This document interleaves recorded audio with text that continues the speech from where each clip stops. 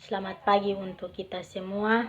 Perkenalkan, nama saya Lili Angelina Faot, kelas D, semester 6, Prodi Pendidikan Bahasa dan Sastra Indonesia, Fakultas Keguruan dan Ilmu Pendidikan, Universitas Nusa Cendana.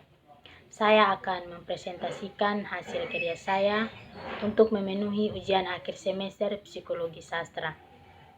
Novel yang saya kaji saat ini, Ayahku Bukan Pembohong.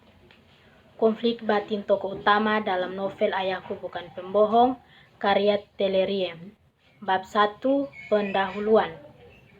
A. Latar belakang. Keinginan manusia mengetahui suatu hal yang dapat mempengaruhi kehidupannya akan terus ada, dan hal itu membuat manusia tidak akan berhenti untuk mencari tahu tentang apa yang telah diketahuinya.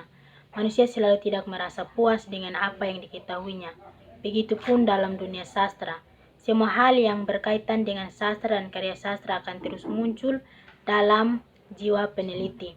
Karya sastra adalah hasil imajinasi oleh seorang pengarang yang dilakukan melalui perenung tentang semua seni kemanusiaan, baik dari pengalaman, ide, perasaan seorang pengarang, dilukiskan dalam bentuk tulisan untuk dapat dinikmati oleh pembaca. Salah satunya adalah novel atau sebuah karya sastra yang diciptakan selain untuk menghibur pembaca juga dapat memberikan kisah atau perilaku kehidupan yang patut dipelajari atau diteladani dari setiap tokoh dalam novel. Hal yang menghibur bagi pembaca selain alur ceritanya juga beberapa kisah yang berisi tentang kehidupan tokoh utama dalam novel, baik yang menyenangkan maupun yang menyedihkan bagi pembaca. Setiap karya sastra tidak hanya mengisahkan tentang hal-hal yang membuat pembaca bisa merasakan kebahagiaan, namun juga mengisahkan tentang konflik batin yang dialami oleh tokoh dalam sebuah karya sastra, seperti pada novel Ayahku Bukan Pembohong karya Terelie. Novelis Indonesia yang terkenal dengan karya-karyanya ini selalu mengemukakan persoalan kehidupan yang nyata dialami kehidupan manusia pada masa kini.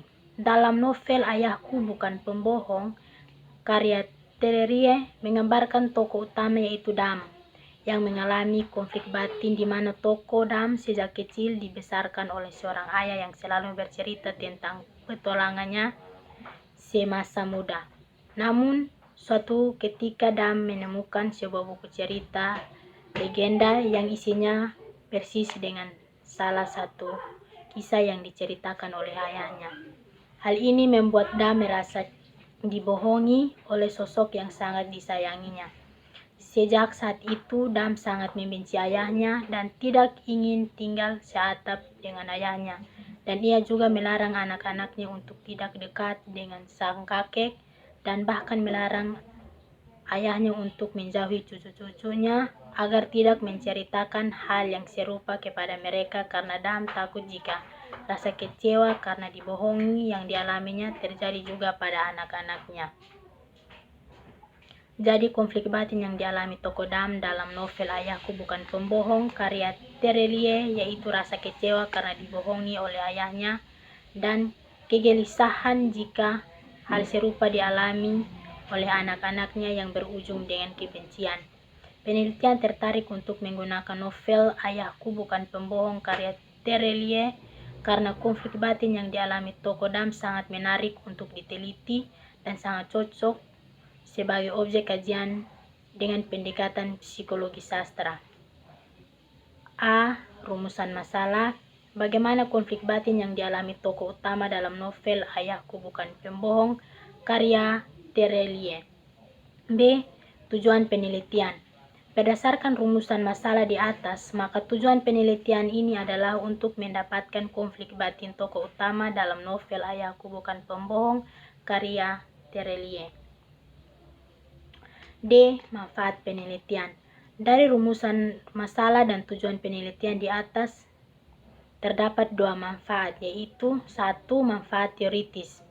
A. Memberikan perkembangan pengkajian novel Ayahku Bukan Pembohong karya Terelie dengan pendekatan psikologi sastra. B. menambah referensi penelitian khususnya tentang analisis konflik batin tokoh utama dalam novel Ayahku Bukan Pembohong karya Terelie dengan pendekatan psikologi sastra. Yang kedua, manfaat. Memberikan gambaran, wawasan dan pengetahuan bagi pembaca tentang pengkajian novel dengan pendekatan psikologi sastra. Bab 2, pembahasan. Untuk mengenal lebih jauh konflik batin tokoh utama yaitu Dam dalam novel Ayahku Bukan Pembohong karya Terelie tentunya dapat dilakukan melalui pendekatan psikologi sastra. Analisis ini sangat penting dilakukan karena dapat merugikan secara rinci konflik atau permasalahan-permasalahannya yang terjadi dalam sebuah cerita dan bagaimana menyikapinya. Tentunya dapat memberikan pengetahuan kepada pembaca bahwa melalui sebuah karya sastra kita dapat belajar dan menyikapi setiap kehidupan ini dengan bijak. Lebih jauh, konflik-konflik yang terjadi dalam sebuah karya sastra sangat berperan penting dalam pembangunan alur sebuah cerita. Semakin rumit konflik yang dihadapi, maka semakin menarik ceritanya dan membuat pembaca merasa penasaran dengan kelanjutan isi cerita sehingga dapat melakukan pengkajian terhadap konflik batin tokoh utama agar wawasan para pembaca semakin luas dan mengetahui lebih dalam tentang nilai-nilai sebuah karya sastra. Untuk bisa menganalisis secara proporsional perasaan kecewa karena dibohongi tokoh utama Dam dalam novel Ayahku Bukan Pembohong karya Terelie, peneliti menggunakan pendekatan psikologi sastra. Novel Ayahku Bukan Pembohong menggambarkan pengalaman profil tokoh ayah yang menganggap cerita-ceritanya dongeng dapat memberikan motivasi besar bagi perkembangan anaknya. Hal ini tentu menjadi suatu yang positif untuk didengarkan dan bisa menginspirasi sang buah hati, tetapi tidak untuk tokoh aku Dam di dalam novel ini. Dan baru tahu bahwa ibunya sakit dan ayahnya hanya memberi obat dengan kebahagiaan.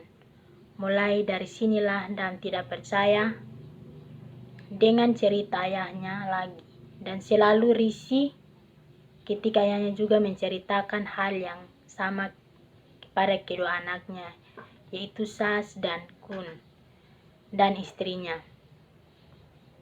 Hal ini bisa dibuktikan dengan bagaimana rasa kesal Dam terhadap ayahnya. Saat Dam masih terbilang anak-anak, ia percaya bahwa semua cerita ayahnya benar-benar pernah beliau lakukan. Kepercayaan anak terhadap apapun yang didengarnya tentu bisa selalu diingat sampai kapanpun, dan Dam terus menagih cerita-cerita ayahnya yang menyenangkan itu. Namun ketika ayahnya meninggalkan dunia, pemain sepak bola berbakat orang yang pernah ayahnya ceritakan padanya datang di saat hari pemakaman ayahnya. Maka saat itulah dia kembali percaya pada ayahnya dan merasa bersalah karena telah memperlakukan ayahnya dengan tidak pantas selayaknya ayah dan anak. Bab 3, penutup. Simpulan. Novel Ayahku Bukan Pembohong karya Terelie mengisahkan konflik batin yang dialami tokoh Dam, yaitu rasa kecewa karena dibohongi oleh ayahnya dan kegelisahan jika hal serupa dialami oleh anak-anaknya yang berujung dengan kebencian. Dan kebencian itu membuat ia harus merasa kecewa karena Dam baru mengetahui semuanya setelah ayahnya meninggal dunia. B. Saran. Peneliti menyadari bahwa penelitian yang dilakukan masih jauh dari kata sempurna. Jadi peneliti meminta saran atau kritikan pada pembaca yang sangat membantu untuk menyempurnakan peneliti ini. Sekian dan terima kasih.